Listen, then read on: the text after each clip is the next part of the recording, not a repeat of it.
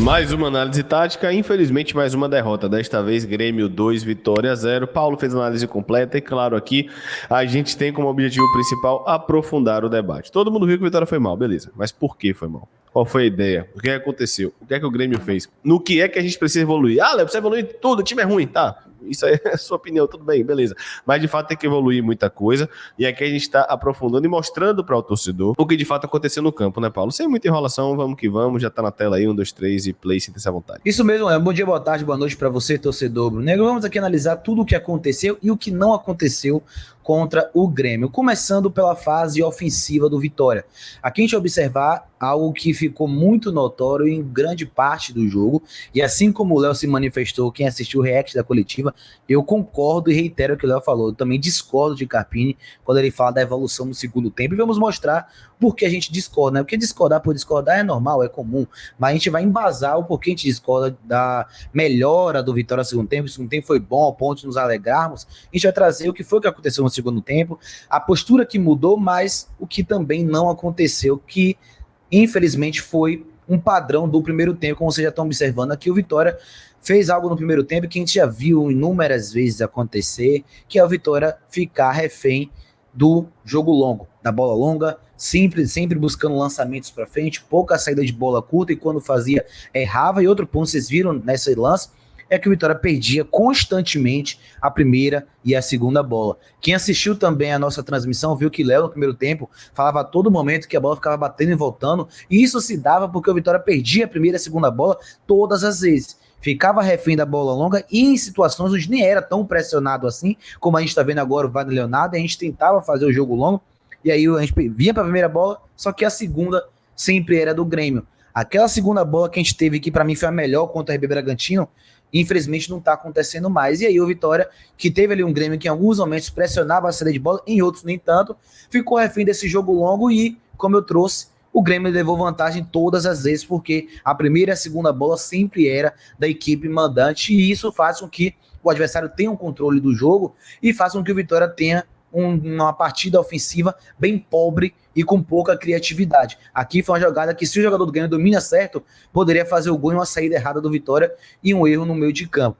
Outro ponto que a gente vai observar aqui é que foram várias e várias bolas perdidas do Vitória, além de passes errados. Então, além do Vitória ter poucas ideias apresentadas no primeiro tempo e no segundo tempo, o Vitória, quando tentava fazer alguma coisa, se esbarrava na limitação técnica. Como a gente vai observar aqui, inúmeros contextos e cenários onde o Vitória errava ali a ação e cedia um contra-ataque. Como eu falei, tinha até algumas ideias, como a gente viu essa jogada do gol do Criciúma, do Esteves buscando o Alejandro no entre linhas, e aí buscava o Janderson em profundidade, só que aí tome cruzamento errado, o Vitória depois tenta até recuperar a posse de bola, cria uma situação de cruzamento, só que aí escora a bola errada. Então, foi um Vitória que se esbarrou em grande parte da minutagem do primeiro tempo, numa limitação de 10, buscando somente bola longa, e quando tentou propor o jogo, quando tentou colocar algumas dinâmicas em práticas, ou perdia a posse com o domínio errado, ou errava o próprio passe, ou em alguma determinada ação longa, perdia a primeira e a segunda bola. Mas aqui a gente traz, né, para finalizar, um pouco, né, do qual foi a ideia do Vitória, até para a gente entender.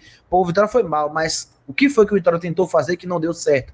E aqui eu tô trazendo para vocês esse jogo longo, inversão de corredor, tentativa de chegar ali no último terço através dessas bolas longas e cruzamentos que, infelizmente, foram todos ocasionados em limitação técnica, sem nenhum desfecho positivo. Trouxe primeiro o que deu errado, para depois trazer aqui algumas ideias de triangulação pelo lado, que a gente viu muito pouco, e principalmente quando acontecia, efetivamente não gerava nada, porque o Vitória não teve uma finalização no gol o jogo inteiro. Foram 5 finalizações e a maioria todas finalizações para fora ou bloqueadas.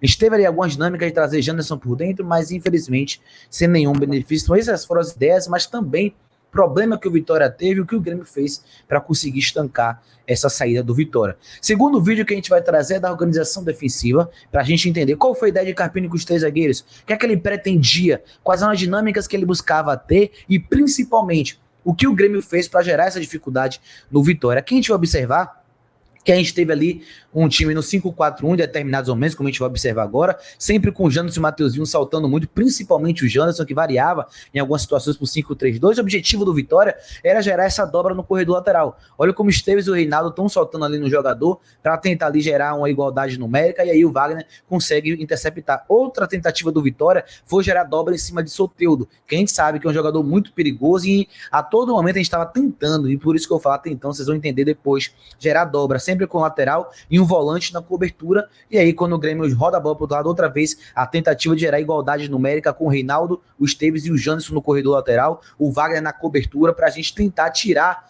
essa amplitude, né, do Grêmio, e a gente vai observar por que isso não funcionou tanto quanto deveria ter funcionado. E aí a gente vai começar a observar as dinâmicas do Grêmio. Quem acompanhou o pré-jogo da transmissão, a gente falou muito que o Grêmio é um time que se aproxima muito na zona da bola. É um time com muita dinâmica do terceiro homem e muitas movimentações. E isso acabou com a ideia de Carpini, isso acabou com a nossa dinâmica defensiva. Olha em quantas situações o Grêmio conseguiu chegar no último terço, gerar finalização, gerar situações de profundidade, cruzamentos, com essa dinâmica. Outro problema que a gente teve, bola descoberta. A gente falou contra o Fortaleza, a gente falou contra o Botafogo, já vinha ameaçando ter um estopim em jogos anteriores também, mas que foram estancados por algumas dinâmicas que funcionaram, mas nesse jogo, novamente, o Vitória cedeu muito espaço ao portador da bola. Eu e o Léo também falamos muito sobre isso no primeiro tempo, do jogador finalizar na entrada da área sozinho, ter ali espaço para finalizar ou para criar situações, e outra vez as triangulações com dinâmicas, movimentações, e outra vez o Grêmio chega no último terço. Se Arcanjo não sai nessa bola cruzada, seria um gol do Grêmio, como a gente viu também que poderia ser na outra defesaça de Arcanjo. Então, é claro que tem o mérito do Grêmio de sempre gerar essa bola descoberta, mas tem o mérito do Vitória de não encurtar com velocidade, de ceder espaço na profundidade, de ter a sua dinâmica prevista para o jogo e ir por água abaixo por simplesmente não conseguir inibir essa dinâmica ofensiva do Grêmio, que eu confesso, é uma dinâmica difícil, porque é muita movimentação, muita troca de posições, é uma dinâmica de terceiro, quarto homem, sempre buscando ali a mesma finalidade, que é atacar as costas da última linha, só que aconteceram muitas vezes no primeiro tempo. Isso mostra que a ideia prevista, por mais que a gente tenha tido ali lances que dá para entendê-la, infelizmente caiu por água abaixo, porque o adversário soube explorar. E, como se a gente fosse trazer uma analogia de um filme, foi a criptonita do Vitória, que não conseguiu colocar em prática com tanta frequência o que pretendia. Se está chegando até aqui, deixa aí seu like, comenta aqui o que foi que você achou dessa análise do primeiro tempo, e se você concorda com os pontos que a gente trouxe aqui.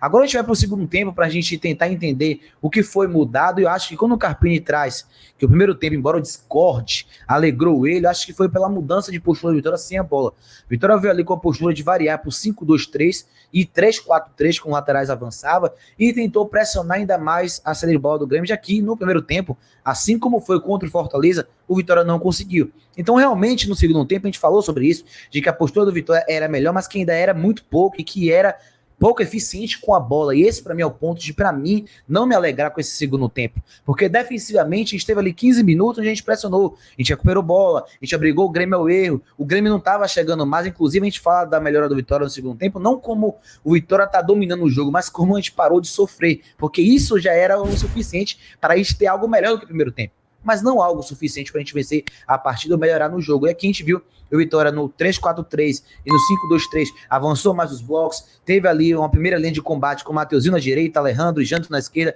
para pressionar mais ali a saída de bola do Grêmio, tentar abafar a saída do Grêmio, que estava controlando muito o jogo, porque a gente estava com bloco baixo durante quase toda a primeira etapa, e a gente realmente avançou as linhas, a gente realmente gerou um pouquinho de dificuldade no Grêmio, mas outra vez essa melhora momentânea e insuficiente acabou caindo por terra com algumas dinâmicas do Grêmio que voltaram a acontecer, e principalmente isso não foi suficiente para fazer a gente produzir com a bola. Não adianta somente a gente ter o primeiro tempo tão desastroso, já que vocês estão vendo o 3-4-3 variando, né, para a gente pressionar. Não adianta ter uma leve evolução do segundo tempo, sendo que oficialmente a gente não produziu nada. No segundo tempo, a única chance que a gente teve foi o Leonardo, uma bola de cabeça que 3 jogadores do Vitória se atrapalharam sozinho. Fora isso, a gente não construiu nada de pé em pé. Teve uma jogada de Mateuzinho que poderia ter finalizado, e ele domina e perde a bola, mas ainda assim era muito pouco para um jogo de 6 pontos. E como eu falei, ainda assim um Grêmio conseguia, dentro de suas dinâmicas, depois desses primeiros 15 minutos, chegar ali no último terço, gerar volume, gerar situações de cruzamento, chegar com muito volume, muita dificuldade, ao ponto da gente ter esse prejuízo defensivo. Mas, para embasar ainda mais o que a gente está falando aqui, para mostrar que realmente esse desempenho no segundo tempo não deve ser aceitável, eu vou trazer um vídeo analisando nossa fase ofensiva, onde eu não trouxe marcação para não parar demais, para pausar. E vocês vão ver aqui várias e várias situações de criação de jogo do Vitória. O Vitória na sua saída em 3+2, variando ali por 3-2-4-1 em alguns momentos. E olha quantas vezes o Vitória vai perder a posse de bola dentro da sua fase ofensiva. Tentativa de bola longa de Arcanjo para o corredor lateral, erro na saída de bola. Outra vez agora, a gente tenta ali valorizar a posse de bola por dentro, o William Oliveira vai variar a bola pro lado esquerdo com o Wagner, ou melhor, com o Reinaldo, a gente vai tentar produzir nesse corredor lateral com o Esteves associando, a gente até aproxima ali, só que quando vai acelerar a bola na frente, que a gente vai tentar buscar um jogo mais vertical, outra vez o passe errado. Outra vez a gente sem conseguir valorizar a posse de bola. Eu até falei no segundo tempo na transmissão que o Vitória, quando passava da linha divisória do gramado, quando chegava no campo de defesa do Grêmio, a gente não conseguia produzir, a gente não conseguia valorizar a posse de bola, porque acontecia isso. Toda vez que a gente passava no meio de campo, a gente perdia a posse de bola, o Grêmio encaixava a marcação, desarmava, ou a gente errava ali alguma situação de passe. Então, na minha opinião, esse segundo tempo, com tamanhos erros, com tamanha baixa produção ofensiva e com muitas posses de bolas perdidas, não pode ser considerado aceitável, principalmente no contexto que a gente estava. Era um jogo de 6 pontos contra um time que estava atrás da gente, que ainda está, mas ainda tem 2 jogos a menos e que a gente acabou ressuscitando. Então, estávamos tomando 1-0 e não estávamos criando nada. E aqui vocês estão vendo, para eu não ser repetitivo, eu não trouxe marcações e trouxe mais vídeos para vocês verem que não foi algo esporádico. Foi um padrão. Aqui já estamos 5 ou 6 lances do Vitória rodando de um lado para o outro, com aquela posse em U inútil, tentando acelerar na direita, na esquerda, por dentro, no campo de defesa, sempre tocando a bola, porque o Grêmio já não estava abafando tanto mais. Só que aí, mesmo a gente tendo ali um Raia e o William alinhados, que eram jogadores para trazer mais velocidade, mais passe, a gente não conseguia fazer absolutamente nada e o Grêmio dominou o jogo porque estava mais confortável, já que tinha do outro lado um adversário que pouco fazia e pouco ameaçava. E para a gente finalizar essa breve análise, eu vou trazer para vocês a análise dos 2 gols, ou melhor, do primeiro gol e do que originou o segundo gol, porque foram esses que aconteceram desde o primeiro tempo. Aqui a gente vai ver a jogada do primeiro gol, onde começa com a bola parada ofensiva do Vitória. Aqui é onde a Carpini reclama da falta do Soteldo e Lepo. Na minha opinião, o Soteldo realmente tira ali Lepo com o corpo. Na minha proporção, que também ele pode reclamar que depois o Lepo faz a falta, mas como a primeira foi a de Soteldo, para mim realmente teve ali uma ação faltosa, mas ainda assim não justifica, depois o Lepo não conseguiu interceptar a bola de forma adequada, tomou o drible pro Edenilson, aí a gente perde mais uma vez a segunda bola, o Vitória perde a segunda bola, que volta para o lado direito e vem a situação de cruzamento e o Lepo mais uma vez erra.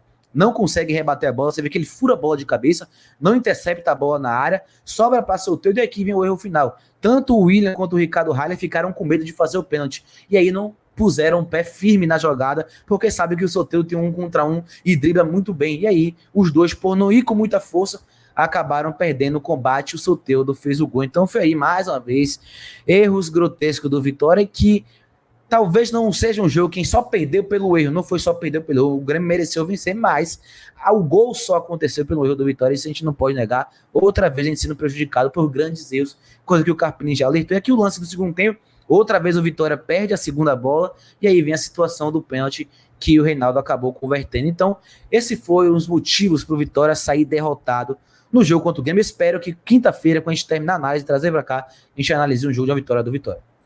Se você assistiu até aqui, bote aí Vitória 3, Flamengo 2, maluquice. O importante é ganhar. Aperta aí no gostei, manda pra galera, compartilha. Quero saber o que você achou da análise, se você gostou, comente aí, tá? Mas tem que ter assistido até o final. Tamo junto, galera. Deixa o like na nossa transmissão que vai aparecer aqui, hein? Deve estar aparecendo já. Valeu, meu povo. Fui!